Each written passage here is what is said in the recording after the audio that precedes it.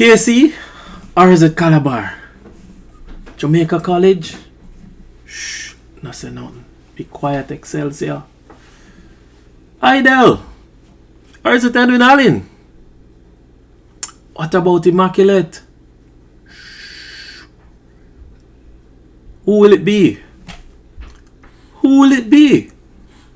The 2026 Champs Preview is out from Sportglobe with Daveon Nugent. We also have for you a big surprise, which is you answering our questions from our video, from our preview. And the question will be posted in our comment section for you to answer as well. But win a Amazon gift card by answering that question in the comment section. Remember now, you have to be a subscriber to answer the question and answer that big question. You have to watch a video too to answer the question. Be the first person to answer that question and win that Amazon gift card. Remember now, who will win Champs? Champs 2026. Who is going to be? Kingston College, Calabar, Hydel, Edwin Allen, or the surprise shockers, Jamaica College? Or is it going to be Immaculate? Who is going to be? No say nothing. But let us know by answering the question in the comment section from the video. Be the first to do so and win that Amazon big gift card. Remember, this episode is sponsored by J&J Garage. Top quality, cheap prices. J Garage, we do excellent brakes and clutch repair. Pressure plates, flywheels, disc brake pad, brake shoes, clutches. Any job you have, cars, vans, jeeps, buses, trucks, and tractors. Just call J&J Garage, 1-876-408-3836, 887-7504 for all your pickup and delivery service throughout the 14 parishes. Welcome back to Sportsglobe, your home for raw, unfiltered story behind Jamaican track and field, where we'll dive deep into events and that shapes the nation track and field. Today we're going to be previewing the biggest show, in Jamaica's track and field history, which is the Issa Grace Kennedy Boys and Girls Championships, of course. So I want to thank you very much for joining us. And, so we're looking forward to this. But first, if you love Jamaican track and field and want to be a part of the stories that we will be covering, we definitely invite you to certainly hit the notification button, like, share, subscribe, and just share to your friends and family. Of course, talk to them about, the Boys and Girls Championship and let them know this is where all the conversation will be happening, and that's what we bring to you, the real conversation that matters where Champs is concerned. So we have with us Daveon Nugent, track and field analyst. Of course, he's one of the announcers at Stadium that you normally hear for a whole lot of the track meets, and we're going to be talking to him today, in regards to our Boys and Girls Championships preview. I'm just going to be doing that. So, welcome, Daveon, to Sportsglobe, our YouTube channel. Thank you. It's a pleasure to be on. I'm always available and willing to talk track and field. So it's a pleasure again to be here. Fantastic, man. So I just wanted to give us a quick, look back at the 2025 season. What are some of the high points in it, and what are some of the exciting thing that you have experienced? Of course, Kingston College won last year. It was 36th, title that they have won with 293 points. They have won. Calabar was, close run-up. I don't know how close it was, but close enough. 229.5, and Jamaica College, I think, came in third with 207. On the girls' side, Hydel would have taken another title again and reclaim the crown after they have lost it before with 227. Just 11 points ahead of Edwin Allen, of course, who was really, everybody thought they would have gotten it, and Homewood came in third with 230. So Daveon, talk to us about what stood out for you you know, for 2025 schoolboy and girls season? If I have to pick one race, Mhm. well, there were many, but if I have to pick one, I would say the class one 400 meters, Mhm. where Kingston College got the Quinella with Marcina Rose and Taj Marquez White. I think that for me, when you know the story behind these two athletes Yeah. and what they have been through, Mhm. to see them coming up, because especially Taj Marquez White, he would have started the season late, and then to come and to deliver or to help to deliver those 16 big points for Kingston College, when Calabar looked as if they were stalking up on them. Yes. It was that defining moment, I think, for Kingston College at Champs 2025. Another moment I would want to look at was that Class 3 boys 100 meters. Everybody talks about Kai Kelly and what he did, but you look at everybody else behind Kelly. Almost, I think 5 or 6 of them ended up with personal best, and a number of them were under 11 seconds, which is the gold standard for Class Yes. 3 boys 100 meters. So if I had to pick two moments or one moment, I'd go the KC 1-2 in the 400 meters, and then Kai Kelly 10.60 in the Class 3 boys 100 meters. What on the girls' side that stood out for you last Um, year? let's see. There's so much, but if I had to put a package to it, Shanoya Douglas. Shania Douglas. Shanoya Douglas for me was a revelation last year. Not just a moment, but multiple moments from Shanoya Douglas. And I think she's probably going to be my highlight again this year. The Feels that truth and the way. fact, yeah, it feels that way. The truth and the fact of the matter is, Shanoya Douglas is an exceptional athlete. I don't want to put her in the class of anyone else because she is Shanoya Douglas. She's her own person, but you can't escape those comparisons. And when you think about the comparisons, you're thinking about the likes of VCB. Yeah. You're thinking about the likes of Elaine Bailey when she was in high school. So in terms of her high school career so far, it's been star-studded. And as I said, I can't pick a moment, but Shanoya Douglas for me was the highlight. Was the highlight. So it was really Yes, great. sir.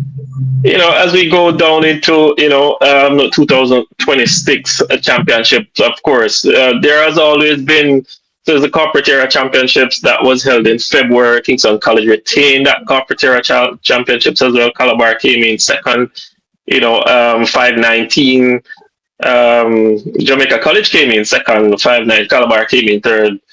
As well. Immaculate on the girls' side took that. Was surprising for me. I can tell you that, Daveon. I expect Excelsior to show up and stand out, of course. But talk to us about the development season that you have seen so far in regards to the 2026 season leading up into the Boys and Girls Championship. What would you have seen as standout things? I know Well, Jason Peter would have been some of the names that you would have been looking at. Well, for me, let's start with the Immaculate team. They finished Mhm. fifth last year, second at the corporate era championships on the girls' side to Excelsior. But I do believe that they gave it away last year.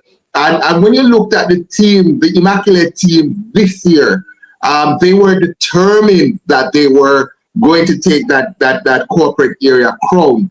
And from day one, I'll tell you what, I was the announcer at the stadium when Yes. they won. And when I walked in, the first thing that greeted me was the Immaculate team, and they were absolutely boisterous. They were chanting, they were going at it, and they were determined from day number one that they could not lose. When I spoke with one of the team managers, I said, "How is the team look?" They said they can't lose. So for me, not necessarily a surprise. And then in the end, they won massively. And I'll go even further with that Immaculate team. And I'll tell you that Immaculate probably this year is going to improve on that 5th place finish. I actually have them finishing in the top 4, Immaculate. They are a very good team and they're improving. A very well-rounded team so far, and they have improved. Yeah. And in terms of the mark that has stood out for me, you mentioned Peter. It wasn't necessarily a mark, but a race. That Jason Peter, Dwayne Sharp battle has been going on for a while now. Of course, Peter won at Champs last year. They raced at the Corporate Era Championships and it produced some super fast times. Peter 46.3, Sharp 47.3. Of course, Sharp reversed that at the Curved Trials, but that 46.3 from Jason Peter, it was exceptional. Again, we don't want to compare athletes to some who have passed, who have gone through this level before. But when I see Peter and I see the times that he's putting down, I'm thinking about Chris Taylor. That's the only other athlete at this level who's putting down the kinds of times that Peter is putting down in Class 2. And I'll dare to say that Dwayne Sharp may chase him to sub 46 at Champs. Sub 46? Yeah. Class 2. Wow. Listen, if you're running 46.3, at Corporate Area Champs, you are on schedule to go sub 46 at Champs. Unless something happens, unless you pick up a niggle, your regiment says that you should go sub 46 at Champs. So I'm looking forward to that. I'm also, that would be something very, very special. I can't remember.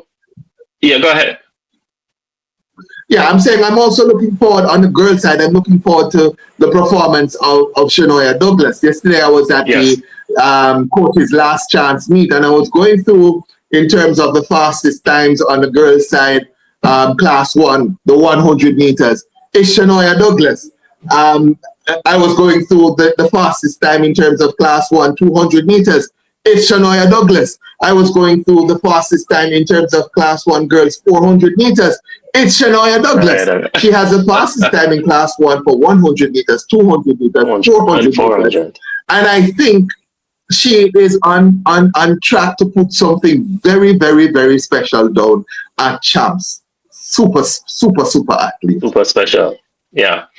I was about to say, I suggested Peter 46.32. But, I can remember a time when 46 in Class 1 was a super time. No, it seems as if a Class 2 athlete is going to be running sub 46. That's really, really magnificent. And it says something. Is it that our 400 meter programs, based on the high school standard right now, is improving in Jamaica? I just want a quick word from you on that.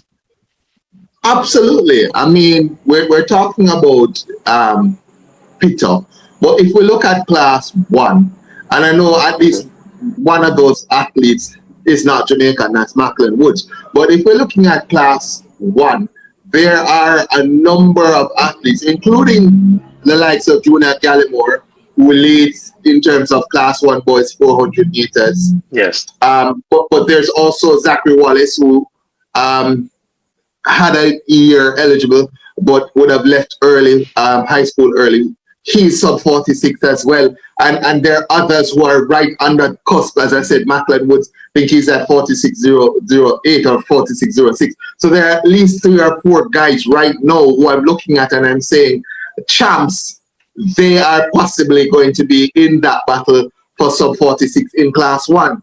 And I look at all of these guys and I'm thinking to myself, we may see a Champs where we have as many as 5 guys running 45 seconds at Champs, if all is well.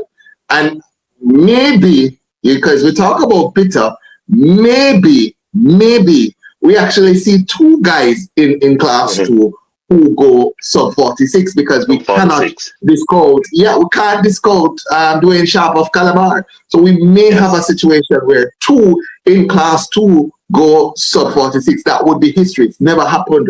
Never happened before, to my knowledge. No, never happened before. give us your synopsis on Central Champs, and then after that, we wanted to shed some light on Western Championships too. Some of the stands out at Central Champs.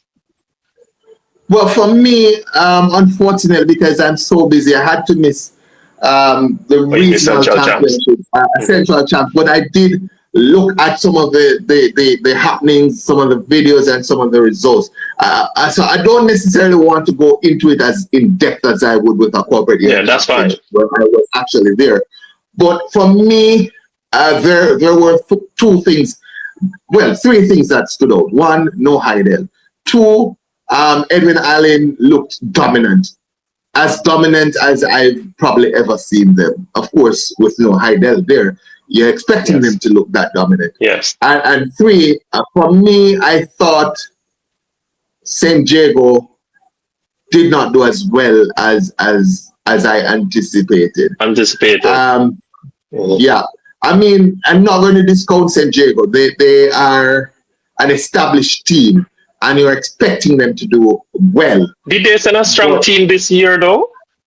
Did they send a full team? Because I kind of remember that there was not a full team in terms of them going to the Central Championships either. Yeah, and that's what I'm saying. I can't put my finger on it and say this is St. Diego and this is what is happening, and because I really have not paid enough attention to it to diagnose what is going on. But for me, they seem a little bit disjointed. They don't seem the St. Diego of old, where they're not necessarily going to win, but they're going to challenge for top 3 on the girls' side, and they're going to be in the top 5 on the boys' side. I think this year they don't look that organized as I remember them in past years. And it's a very strong possibility, certainly on the girls' side, that they're going to fall out of the top 5 this year. Yeah. In regards to these meets happening, because, one of the things that we used to have a lot of these meets, but because these meets are strongly used as qualifying meets, I mean, for the Western school, a lot of the schools kind of, I think they get a lot of them get a little bit of buy into some of the qualifying times. I think I hear something of that nature, but, just give us, your take on indications in regards to heading into champs now, all who have qualified and make the mark and is going to be challenging on the boys' side. What are some of the unstoppable? I want to talk about those. I want to talk about those for just a moment, and I'm smiling, but it's not a smiling matter because the West has served Jamaica well. When I talk about the West, I always say if we're to look at the regions, the West has produced far more talent than any other region. We're talking about Usain Bolt from Trelawney. We're talking about Johan Blake, originally from St. James. We're Jackson, talking about Veronica Campbell. I don't even have to go into it. Michael Frater, Jason Young. I don't have to go into it. It's well established, the kind of pedigree that comes from the West. Super talent. We're talking about the second fastest man of all time, the fastest man of all time, 100, 200 meters. They are from the West. And for the last, I think, 5 years, it seems longer than that now, the West has not had a synthetic track. The Catherine Hall facility is in disrepair, and Melissa did it no favors. Melissa has done no favors to the West. When you have the Western Championships and it has to be held in Central Jamaica, it says that there's an issue. When you have Western relays and it has to be held there is an issue. So what's happening? And I want folks to think about it for a second. Just think about it. Running on grass is not the same as running on synthetic turf. It's different. Yeah, it's not. It's synthetic track and grass tracks different, completely different. And so if you want the athletes to run on that synthetic track, and you are in the West, you're in Hanover, you're in Westmoreland, you're in Trelawney, you're in St. James, and you want your athlete to run on a synthetic track, The closest synthetic track to you is GC Foster. It's GC Foster. Yes. And that means that you are going to have to come up with the resources, and don't discount the kind of resources that it takes to transport these athletes from Western Jamaica to Central Jamaica. It's a lot. But it says something. It says something though more significant though, Daveon, and I think you're onto it. Is that we're getting so much success out of a region that has no quality track at all, but yet still we're getting great success without tools. It's just like you have a very good carpenter, but he has no good tools. Now, if you give him good tools, I'm happy what is going to be expected? Yeah, you want to shed a little bit of light on that, because they're doing very well with no tools. So if you give them the tools, what would be happening now? When people talk about Jamaica's track and field and whether or not we are getting maximum bang for what we have done on the global stage, I tell people absolutely not. Could never. Far from it. Jamaica right now, and I'm not talking just about track. I'm not talking just about 100 meters. I'm talking about track and field. Jamaica right now is top 3 in the world. I cannot name 3 countries right now that are better than Jamaica at track and field. There might be a couple of countries that are getting lots of medals in the middle distances. I won't name them. But can they produce a sprinter? Can they produce a thrower? Jamaica produces, we are producing middle distance people now, no? We have already produced hurlers. We are producing horizontal jumpers. So in terms of track and field, when I talk about track and field, Jamaica right now, top 3 in the world. But what are we getting for it? We're producing these athletes and we're producing the talent for the rest of the world. But what is the rest of the world giving back to us as a country? What did we get from Usain Bolt being the face of track and field for over a decade? Yes, we got the Usain Bolt track up by UA, but I'm saying we should have gotten more bang for that buck. Usain Bolt, Jamaica should have gotten at least 3, maybe 4 tracks. We should have gotten something in Western Jamaica. The Trelawney Stadium, we've been talking about the Trelawney Stadium for the longest while. I personally believe that we should have got, this is where he's from. There's a stadium there that is not being used. I mean, there's a natural connection, folks. Trelawney, where the great man is from, St. Leo is from Trelawney. You have a stadium there that's not being used. It's in Western Jamaica, the region that is producing so much talent. It's a natural thing for you to say, okay, let's put a stadium in Trelawney. Let's put a track in Trelawney. Never happened. I thought when the whole, thing about Usain Bolt and getting a track and all of that, I thought my support was for them to bring it to where he's from.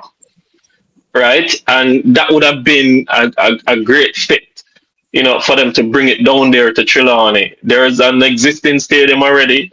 I mean, I'm not saying we can't get a track, but there's tracks in Kingston all over the place already.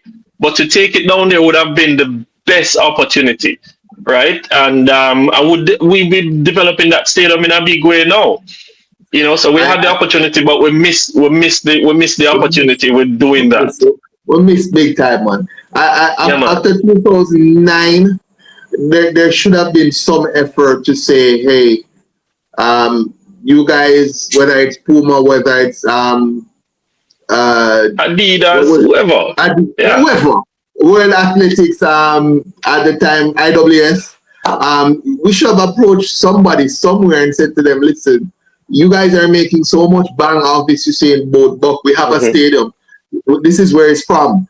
Put something there. And then when you look at it, there's still talent coming out of the West, because one of my favorites to produce upsets and I use the word upsets, not just one, but upsets at Yes. Champs is a man who is from Trelawney, who is from the same school that Usain Bolt attended, Yes. William Nip Memorial, Sanjay Seymour.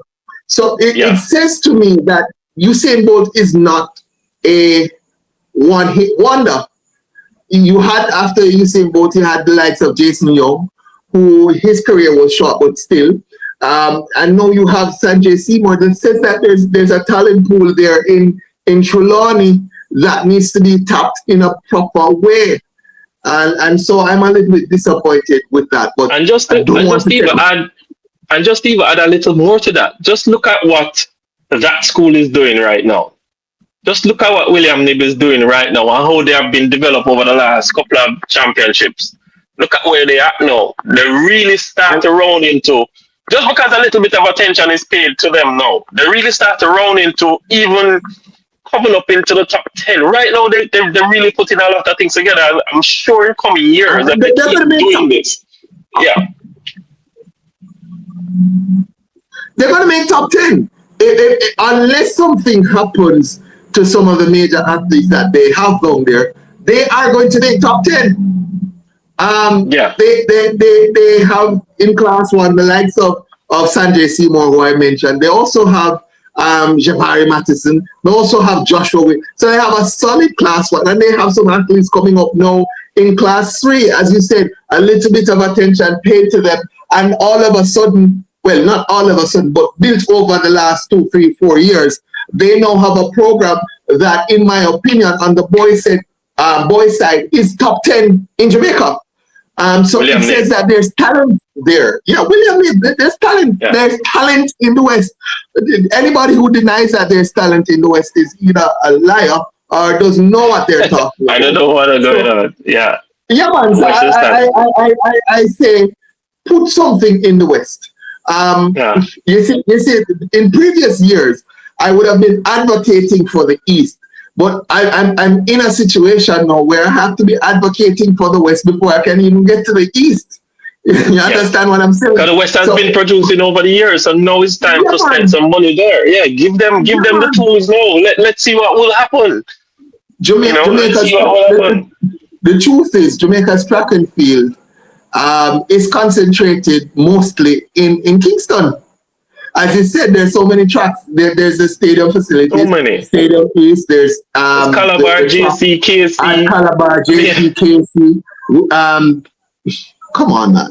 If you look at it, we have 8 tracks in Jamaica, 7 of them in Kingston or St. Catherine.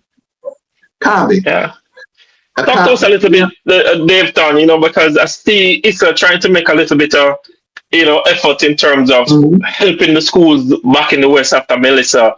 Talk to us a little bit about how Melissa have affected the school, because our understanding is that some of the schools are not even going to be able to send a full team or teams to it. But I mean, Issa trying to raise $1 million from ticket sales of the bleachers ticket from day 2. Talk to us a little bit about how you feel about that. $1 million from ticket sales on day 2. I think that's possible because I think the tickets on day 2 is about $1,000. So you need probably 1,000 people, 1,000 persons in the bleachers on day 2, and I do believe the day 2 is a 100 meters final. So that is possible, first of all. Second of all, Melissa has absolutely devastated track and field, not only in Western Jamaica, but in Jamaica in general. And this is something that people don't necessarily talk about. But I'm in the trenches. I'm sometimes in the back room when the discussions are being had. And I can tell you this year was a fight for a lot of the meets just to get off the ground. I talked to the meet organizers and they're telling me, boy, David, when the meet done, sometime I don't even have dinner. That's how bad it was this year. Yeah, man. I don't know about any other year, but this year was very, very, very, very, very bad in terms of, because here's the thing, when Melissa happened, a lot of the sponsors who were lining up for this year's track and field said to the meets and to the folks, listen, we have to support Western Jamaica. So the sponsorship dollar became a lot less. So unless you had somebody who's been locked in for a very long time, you're going to be in trouble if you're a meet organizer. In terms of the West and the Western schools, the schools were affected, first of all, which meant that the athletes were not able to train. Sometimes, for some of them, up to a month and a half, 2 months, they were not able to train. The athletes themselves were affected. Their homes were lost. The gears were lost. All sorts of devastation.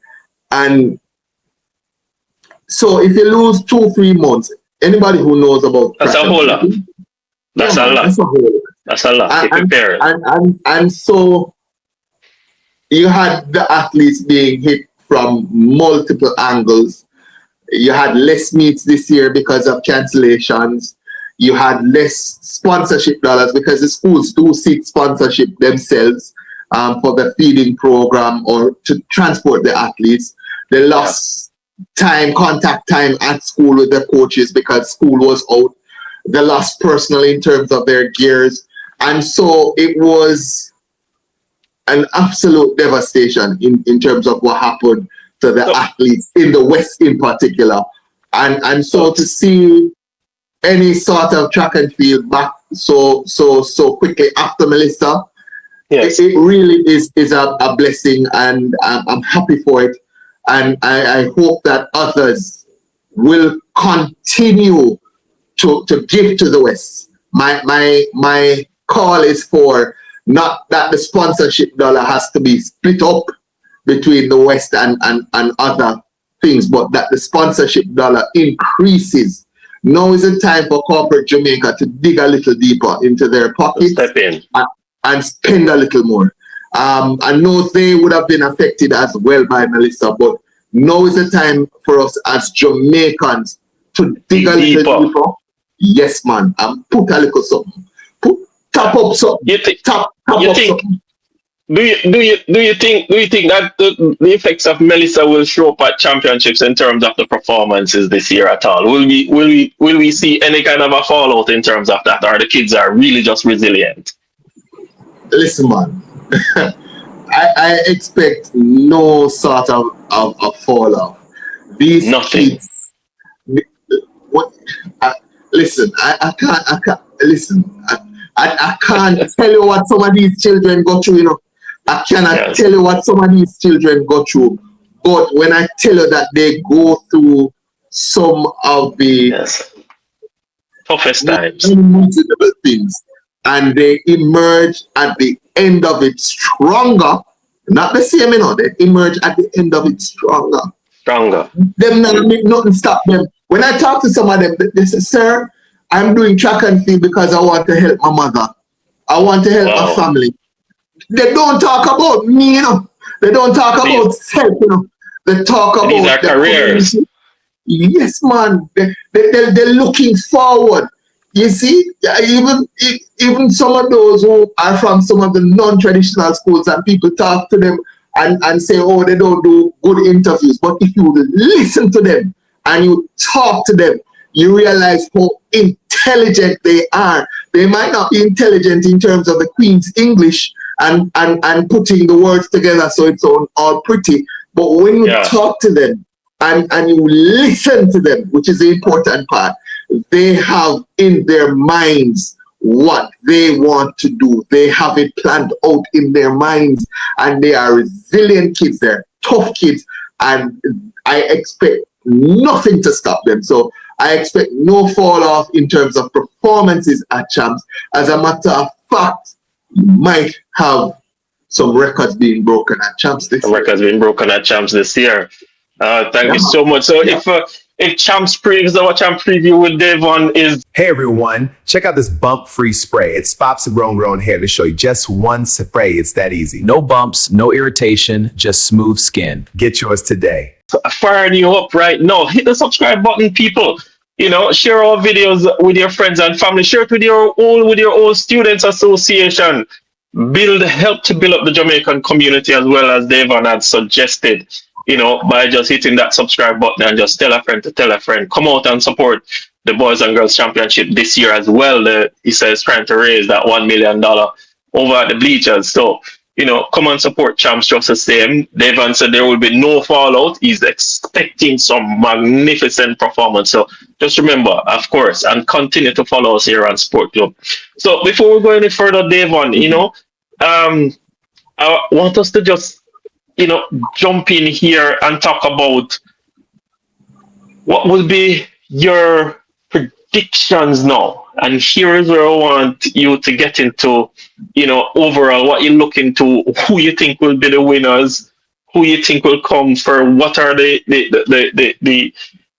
point standing that you're looking at for the winners. I mean, maybe for the first 3, 4, 5 school on the boys side and then on the girls side, what is that looking like for you? All right, so I'll be honest with you. I haven't sat down yet and done the penciling out of the points to say, all right, this school is going to score 300 points, or this school is going to score 200 points. But generally, I have a feel of where it is at, because I have been with these athletes since November of last year, and I've been following it closely. So I have a general feel of where things are at, where we are in terms of the course of play. And I don't know where you want me to start, the girls' side or the boys' side. Let's start with the girls' side. Let's start with the girls. Yes. I want to hear how Hydel is going to stuff up in your mind, and based on the fact that this start have been a little bit unbalanced in terms of the season so far, in terms of coming up to a lot of the meets and sending a good core of people to a lot of the meets. I want to hear how they will start up. So let's start with the girls' side. I see Edwin Allen, they've been out there and doing their thing, but let's start with the girls. Let's start with the girls. So the defending champions, Hydel, as you said, they scored 277 points last year, I think. And they're the defending champions. But when you look at some of the athletes that have moved on, the likes of Julian Daly, and what they have lost, I don't think they're a 270 points team right now. I think they are a little less than that right now. But when I look at Edwin Allen, they are a juggernaut of a team. They're a massive team, and they have athletes everywhere. A lot of the times people look at what is happening on the track and they don't realize what is happening in the events. Yeah, it's track and field, And so if you generally have a strong field event team, you set yourself up to win. And they do have that, Edwin Allen. And I'll go a little bit further than that. I would say, in my personal opinion, for probably the last decade or so, Edwin Allen has always started favorite for me because of the size of the team, because they have so much depth in the team, and they can send 2 quality persons practically to every event. If there's 10 events, probably 8 events they can send 2 quality persons. And so because of the strength and the depth of that team, the size of the team, for me over the decade, they've always started favorite, give or take. What has happened though is that there's this thing that comes in, it's called mishaps.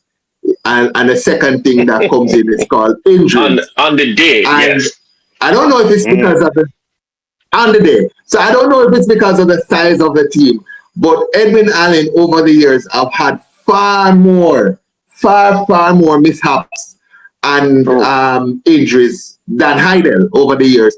And so it has been a situation where Edwin Allen comes in favorite, Hydel comes in as finishing second to them.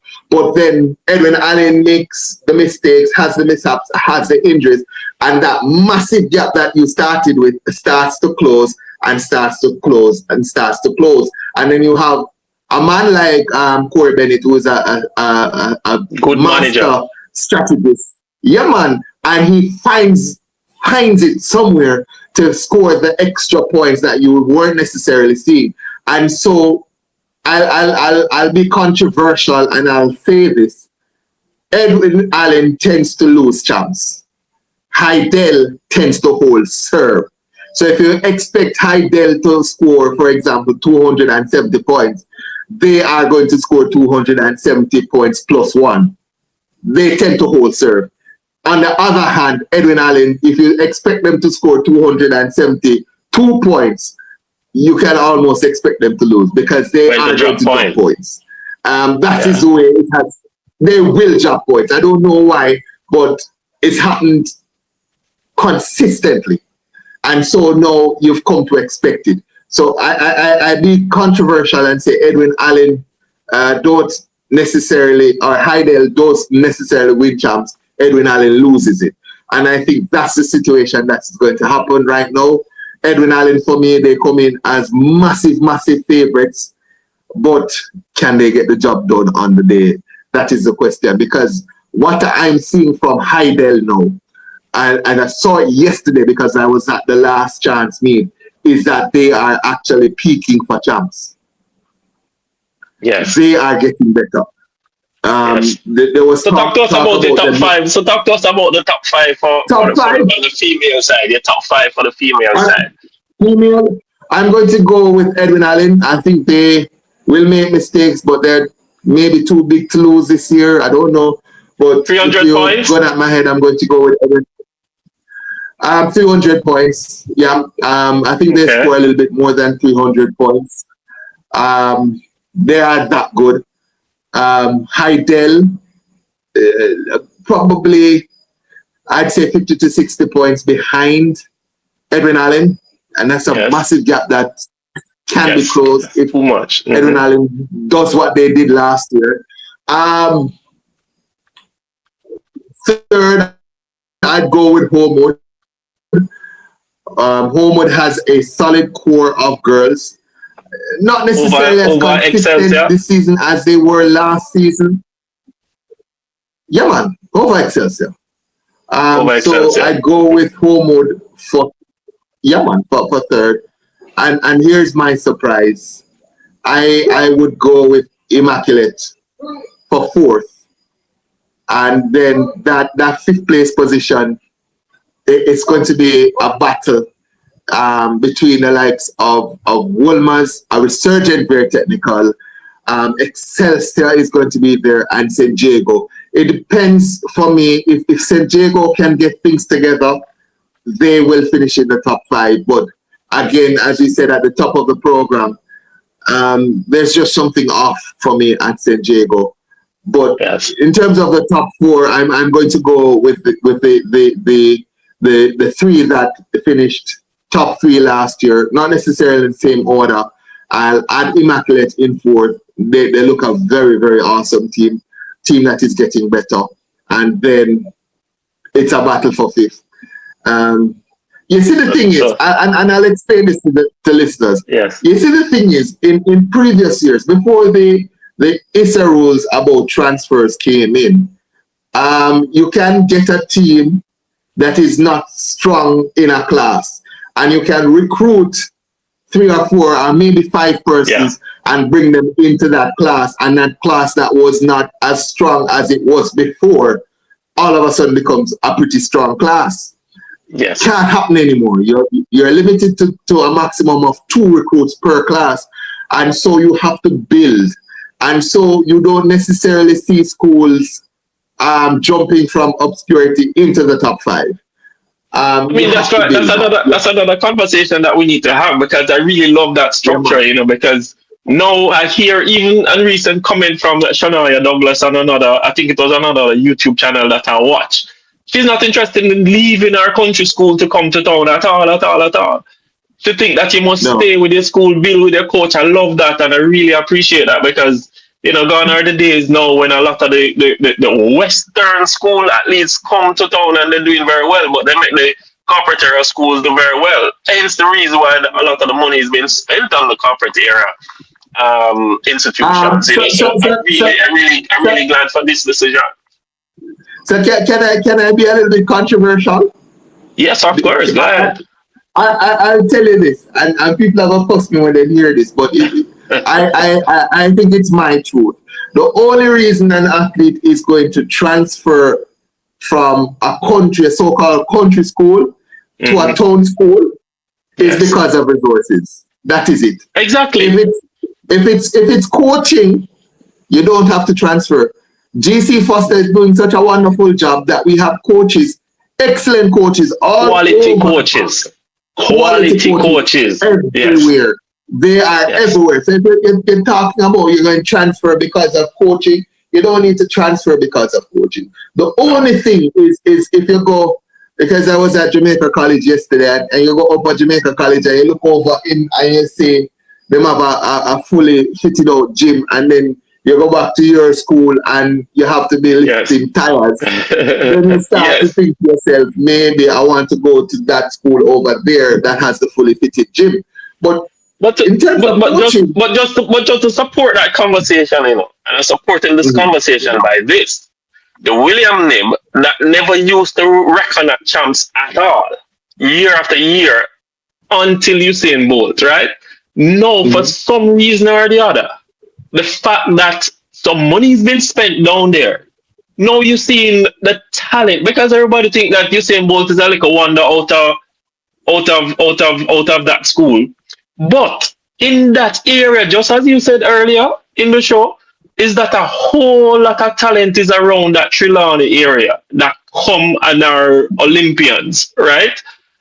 So it all goes back to the thing about resources, spending the money, and I'm happy when they made that decision, because now I'm seeing the resources go in that direction, right? So the old students themselves, they're getting together in those schools, and they're believing in them schools now. They're believing that the schools can do it.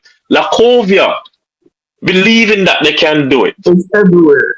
It's everywhere. Yes. I can call 10 schools right now where I see coaches working hard and getting. Yeah, a little better now. Yeah. I lost you a little again. Internet. Oh, the internet going. That's okay. I had a little bit of internet going down there. Yeah, but repeat what you were saying about Penwood and those schools. Yeah, man. So I was saying there's so many schools that are coming through now. The Penwoods, the Innswood, the Irwins, the Puppies. There's so many schools. So many schools. Fogo Road. And Tanja Technical. With Shamika McLean. Paul Henry. Yes. So there's so many schools that are showing up now and showing that they have talent. The thing now is, because people think that there's a secret to the success of Kingston College, there's a secret to the success of Jamaica College. There's no secret. There's no secret. No. I'll tell you what happens.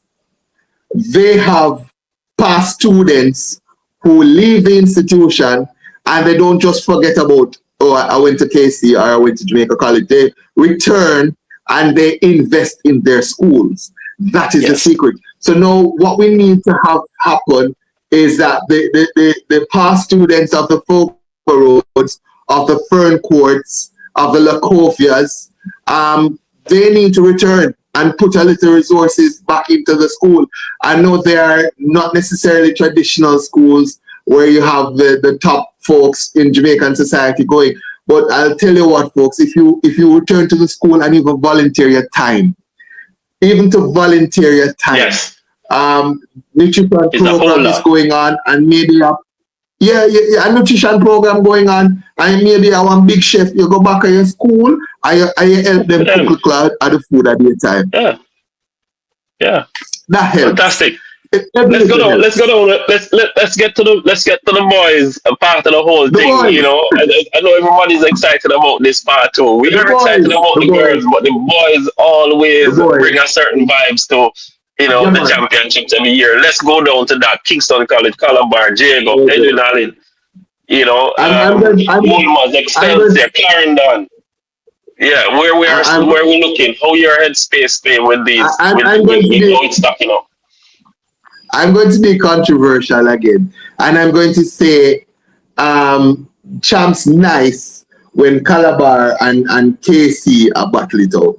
It felt different last year when Kingston College and Calabar, although the gap was, I think, perhaps more than 50 points, it felt different when KC and Calabar were going at it. But when it is close. When it is close. And not just when it is close, when KC and Calabar is close. It's a different kind of closeness when Jamaica College and Kingston College is close. And I'll explain that to you. But first of all, let me say, I think Calabar has suffered a major hit this year. This episode is sponsored by J&J Garage. Top quality, cheap prices. J Garage, we do excellent brakes and clutch repair. Pressure plates, flywheels, disc brake pad, brake shoes, clutches. Any job you have, cars, vans, jeeps, buses, trucks, and tractors.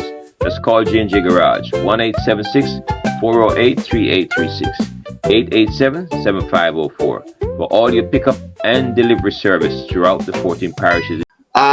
I was looking at this year being the year when Calabar would make it very, very close, if not win it. But then there was the issue with Coach Corey Bennett, and then he left Calabar, and shortly after he left, so did Robert Miller, so did Junior Gallimore, so did Alejandro Palmer, so did Byron Walker. They lost about 5 or 6 guys right after. Major losses. And so you're looking at those guys, and they can replace them. They can put somebody else to run the events that they were going to run. But are you going to get the same amount of points? Are they the same quality? The answer is no. And so Calabar would have taken, in my estimation, anywhere from a 30 to a 50-point hit in terms of points with those athletes leaving.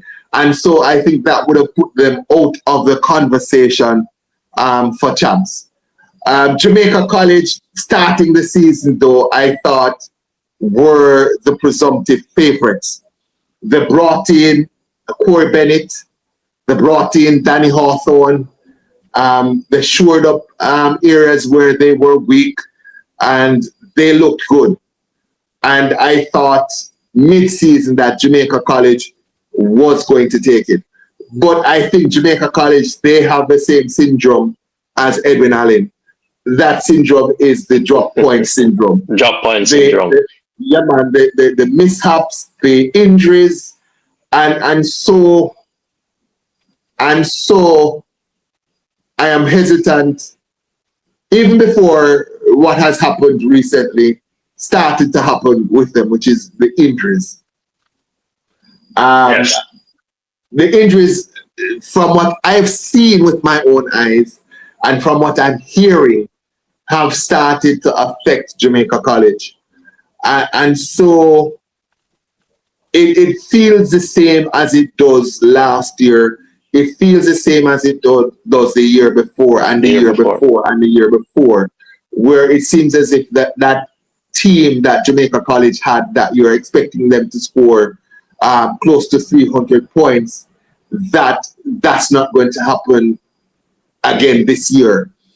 And then I look up North Street, and I'm looking at what is happening at North Street, and I'm seeing a team that is getting better and better. And that is the Calabar formula, by the way. The Calabar guys started the season, certainly when Coach Michael, certainly when they were winning. My bad. So when they were winning, they tended to get better as they got closer to champs. And that is a formula. You want to be getting better as you're getting closer to champs. You want to be peaking closer to champs. And I'm looking at Kingston College, and they are showing signs that they are getting better and better. And my wisdom is you tend to want to go with a team that is getting better as you come closer to the championships. And so even though Jamaica College may have perhaps a more talented team, I am going to go with Jamaica College. Sorry, I'm going to go with Kingston College. Kingston College. Purple will reign yet again this year. So I'm picking the defending champions to repeat. 37. to retain the title this year, Kingston College. And people might say, "Oh, Daveon, what are you talking about this?" Sorry, second. 37. 37 title. Oh, yeah, 37. 37. Mm-hmm. 37th title will go to Kingston College this year. People are mentioning the loss of some of the top talents that they had there last year, the likes of Rose and White that we spoke about at the top of the Yes. hour. But there's something different about Fortis. There's something different about Fortis. This generation of Fortis. I remember Never in yield. years past. Yeah, man. In years past, they would come into champs as favorites, and then they'd have some injuries here and there, and they'd lose. It's a different brand of Fortis that has been taking up the mantle, perhaps for the last 5 years or so. They are you're expecting the never yield team. So you're expecting them to score bigger than they had scored last year because of you're saying Calabar might, how you say that scoring what 300, how much you're expecting from them? I don't expect them to go 300. They might go less than last year. Okay. Even though Calabar is going to drop some of those slack or some of those points, the truth is the points are not going to necessarily be picked up by Kingston College or Jamaica College. The points are going to be picked up by the likes of Hydel, by the likes of William Nib, by the likes of Excelsior. Those are where those points are going to go. But I think they have a good enough team, Kingston College, to win.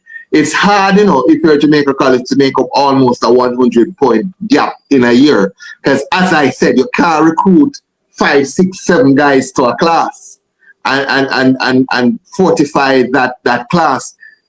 If you don't have it already, it's hard to get it again. You have to build it from the base. So 1, 2, 3, 4, 5. How you seeing it? I'm going to go with Jamaica College for second. I think they have a good enough team to finish ahead of Calabar. So I'm going to go with Calabar for third. I will go. I'll pick St. Diego for fourth and Excelsior for fifth. So it's pretty much as you were from last year. Yeah. So only thing with the Calabar JC would change it. Yeah. Changing hands right there. Yeah, that's pretty much a change. As again I say, in this era where there's restrictions, you're not going to see big changes unless something happens to a program where, as we saw with Calabar, where a number of athletes leaving the program. It's now about building. Which, by the way, I'll mention this for future chats and for future reference. That Kingston College team in Class 4 is a super team. And if Kingston College wins it this year, that team that they have in Class 4 is probably going to win it for them for another 3 or 4 championships. We're talking about the likes of Keelan Harris, Jaden Bailey, Weatherberg. They have in Class 4. And remember, Class 4 can't compete at champs. It starts at Class 3. Yes. But they have in the likes of Bailey and Harris, guys who are going to be able, as a first former, go to champs and make finals at champs and maybe even medal at champs. And when you have such a solid base, if that base stays healthy and they don't fall off through the classes, then you tend to win a number of titles. In the middle of all of that, because that Class 3 Kingston College team feels like a Christopher Taylor, Michael Stevenson Class 3 group of guys back then. You remember that one? That's exact. They took Calabar right through. Yeah, they took Calabar right through winning championships since then. Exactly. Yeah, but talk to us a little bit about the favorites. And I want to hear if there's anywhere that KC or JC, or well, Calabar or JC can upset KC anywhere at all in anywhere you're seeing it. Um, as I said, Jamaica College may have a better team. Yes. So it's not a matter of I think Kingston College is the better team. I just believe that KC will score more points, and it is because of what I've seen from JC over the years. You see, the thing is when you have a culture, and people don't understand this champs culture. You see, when you have a culture, you tend to do better than people expect you. And I don't think Jamaica College has developed that culture just yet. You talk about KC, you look at KC on a Saturday afternoon with the drums, and even on a Friday afternoon, and the march into the stadium, and it's a vibe. And I think that kind of vibe pushes them, even though they might not have a better team, it pushes them to score more points. And so that intangible that you can't see on paper, I think that is going to come through and win it for Kingston College. But if there is any team that is going to upset them and win it, it is Jamaica College. No one else is close. Mm-hmm. No one else is close. All right, so you hear the predictions here, of course, from Daveon. Of course, he has, Edwin Allen for the girls this year. He has Kingston College, overwhelming favorite, he says. Highly unlikely that Jamaica College would get into the number one spot, but who knows? On the day is when it all hangs out there. So, you hear our prediction and bold predictions as well. We haven't given you exact numbers because, of course, people still tally numbers up until today. There's time to come. Of course, the Boys and Girls Championships is coming in March 24th to 28th. And, of course, we look forward to your support there. So, as we wrap it up, Daveon, is there anything that you want to leave with us and share with us before we go? And just want to remind our subscribers to, about the heartbeat of Jamaica's athletics. Do us a favor by subscribing to Sportglobe, dropping a like, subscribe, and share to their friends. Champs is coming up. You want to hear our bold prediction and see if we are on track with the prediction. Let's say if Daveon knows what he's talking about or knows what he's seen all season by sharing and leaving us your comments as well. Your final remarks, Daveon. I'd say to the folks who are at home to come out and watch the 100 meters on the second day. There's no incentive for you to come out, because now when you come out, it's not just about you watching the 100 meters. It's also about you supporting. Yeah. So Western schools. There's extra incentive for you. So I'm asking the fans to come out on the second day, the Wednesday, to come out and watch the 100 meters. I do believe the 100 meters final is scheduled for the second day, in keeping with the schedule for international track and field. And so I'm going to say as well that those 100 meters are going to be really, really good. Let me quick 30 seconds to preview it. Sure. Trenoya Douglas, apparently she's going to be doing the 100 meters. Her coach says 10 he wants seconds? to get her 10.8. He says he wants to get her to 10.8. So that would be a national junior record. So there's an incentive for you to come out to watch that. The Class 3 boys, first of all, it's going to be an awesome battle. There's so many names: the Lumleys, the McWilliams from Wilmers, the Kilmarnock Edwards from Kingston College, and others. So it's going to be an awesome battle. Class 2 100 meters. There is Emil Higgins from KC. There is Kai Kelly from Jamaica College. That is a battle that, trust me, that it's hot. So you want to be out and watching that battle. Also the Jago boys, likes of Romley and Co. And then there's a Class 1 boys 100 meters. That is going to be super, super special. David Riley comes out every year with a special, and I think that is where his special is this year. The Class 1 boys 100 meters. Raquel Green. He's looking good. I tell you what, 10.16 at the Curved Trials. I reviewed the tape. That boy can go 10.0. He reached for the line when he did not have to do that. He was diving and dipping for the line, probably 10 meters out. And so when Coach Riley gets into his ear and tells him, fix it, I see him going 10.0 at champ. Maybe another record is possible. 9.99 is possible.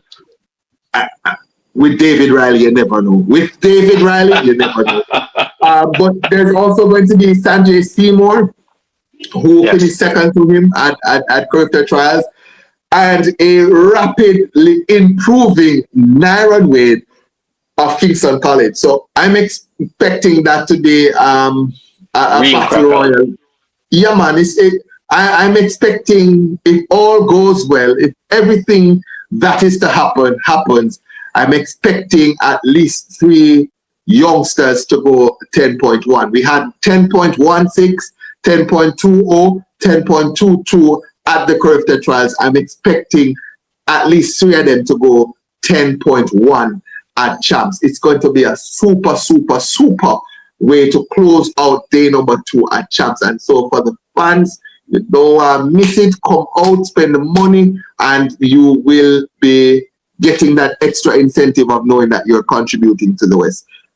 Excellent, wonderful. Yeah, man, support the West in terms of coming out today too. Come and see some excellent performance. It can be, it feels like Olympics right there, right now. So come out and support. Of course, let me just remind you again that Boys and Girls Championships is going to be it's a Boys and Girls Championships is going to be on the 24th to the 28th of March. So you can't afford to miss that second day, and your money will be going to a worthy cause.